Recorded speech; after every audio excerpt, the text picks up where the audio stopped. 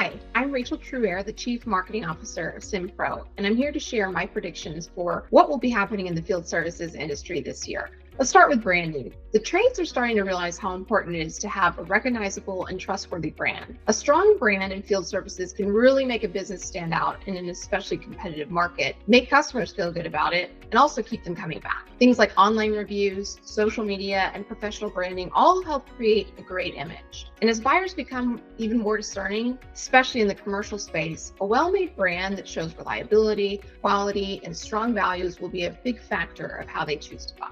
Putting in time and effort into branding, making customers happy, and communicating well will continue to be a key to the trade business's success in the future. Secondly, sustainability is becoming a big thing in the trades. People are getting more aware of their impact on the environment. And in these industries, we're seeing how it's starting to influence a more eco-friendly approach. Trades businesses are also trying to reduce waste, recycle, and dispose of materials in an environmentally friendly way. Sustainable materials like recycled or local ones are becoming an expected standard in construction. And it's not just good for the environment, it's also what customers and regulators want too. Finally, globalization. The future of the trades and globalization are really starting to intersect. With more globalization, we'll see trades folks sharing their best tricks, tech, and ideas across borders. That could mean everyone starts using the same methods and high-tech opportunities exist all over the world. Plus, trade businesses might find new chances in other countries to get more customers and work with different folks from around the world. But there might also be more competition from global players. So it'll be important for trades businesses to really stay on top of things such as supply chains, rules, and what customers want in different places so they can do well.